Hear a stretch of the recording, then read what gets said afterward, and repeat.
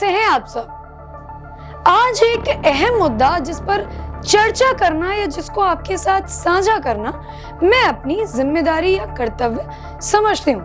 देखिए, आज के समय में हम सबके पास आधार कार्ड है जो बैंक अकाउंट से लिंक्ड है, लेकिन आपने कभी सोचा है कि इसकी क्या जरूरत आन पड़ी?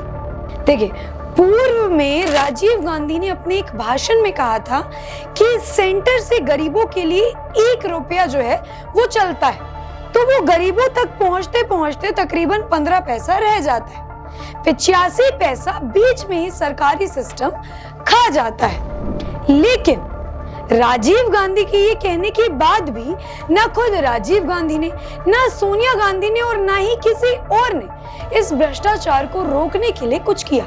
लेकिन जब नरेंद्र मोदी आए तो उन्होंने इसको रोकने के लिए डीबीटी अर्थात डायरेक्ट बेनिफिट ट्रांसफर निकाला और देशवासियों के आधार को बैंक से लिंक करवा दिया। जो उनके बैंक अकाउंट थे उन सब को आधार कार्ड से लिंक करवा दिया, जिसके कारण लोगों का जो पैसा था वो डायरेक्ट उनके अकाउंट में जाता था। अब चाहे वो मनरेगा की मजदूरी हो, चाहे गैस की सब्सिडी हो, चाहे पेंशन हो या किसान सम्मान निधि हो, सब सीधा अकाउंट में जाता था। सरकार बताती है कि इससे लाखों रुपए बचाए जा सकते थे जो झूठे नाम दिखाकर निकाल लिए जाते थे। पहले होता क्या था, मनरेगा में जो मजदूरों की संख्या थी उसको बढ़ाकर दिखाया जाता था और इन सभी मजदूरों को जो है कैश में इनकी तनख्वाह दी जाती थी, लेकिन हकीकत में उतने मजदूर तो होते ही नहीं थे।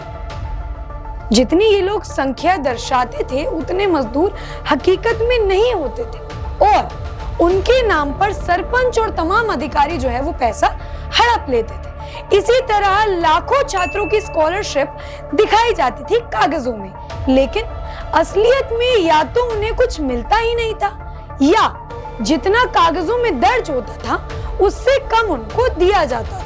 कांग्रेस सरकार और उनके द्वारा पोषित एनजीओ, वकील और पत्रकार लगातार आधार के खिलाफ आवाज उठाते आ रहे हैं। साथ ही सुप्रीम कोर्ट में इसके खिलाफ केस भी लड़ते आ रहे हैं और कांग्रेस लगातार वजह ढूंढती रही है कि कैसे हम आधार को जो है बदनाम कर सके। यहाँ तक कि लगातार ये भी कहा गया कि आधार जो है वो डेमोक्रेसी के खिलाफ है और इसकी डाटा को यूज करके मोदी सरकार जो है जनता की प्रोफाइलिंग करती है, सर्विलेंस भी करती है।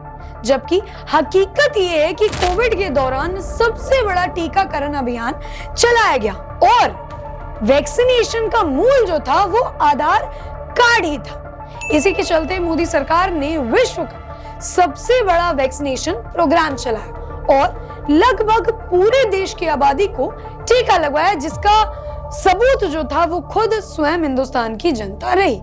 लेकिन इतनी बड़ी सफलता के बावजूद भी कांग्रेस आधार की अनिवार्यता मानने को तैयार ही नहीं है और लगातार आधार पर बयानबाजी करते हैं, क्योंकि कांग्रेस सरकार और सोनिया गांधी की मनपसंद योजना मनरेगा रही है और इसका कारण भी रहा है कि अगर मनरेगा से जो भ्रष्टाचार का मौका मिलता था वो कहीं और नहीं मिलता, इसलिए मनरेगा जो है इनका पसंदीदा हमेशा से रहा है। अभी हाल ही में इंटरनेशनल रेटिंग एजेंसी मूडी इसकी एक रिपोर्ट आई है जिसमें फिर से आधार पर गंभीर सवाल उठाए गए।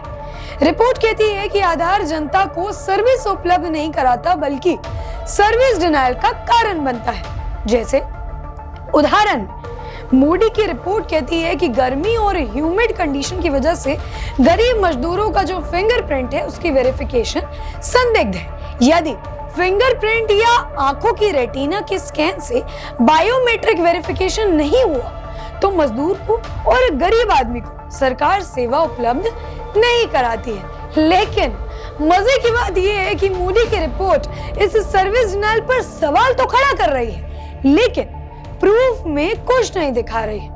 इसी तरह मूडी की रिपोर्ट कहती है कि आधार का डेटाबेस सरकार एक सेंट्रलाइज सिस्टम में स्टोर करके रखती है। इस वजह से सरकार ने इस डेटा को मिसयूज करने के लिए भी रखा हुआ है या इससे उसका मिसयूज भी कर सकती है सिर्फ अपने फायदे के लिए। अपने फायदे के लिए वो जनता की प्रोफाइलिंग भी कर सकती है। इसके अलावा सेंट्रलाइज सिस्टम से डेटा हैक भी हो सकता है।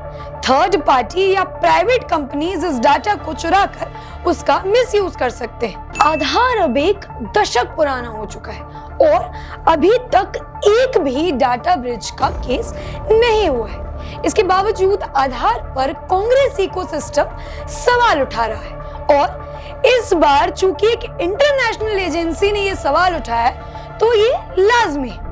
कांग्रेस सत्ता में आने के बाद निश्चित कोशिश करेगी कि आधार का सरकारी सेवाओं के लिए अनिवार्यता खत्म, पुराना सिस्टम लौट कर आए और 1 रुपए में 85 पैसे की हिस्सेदारी वापस मिलना शुरू।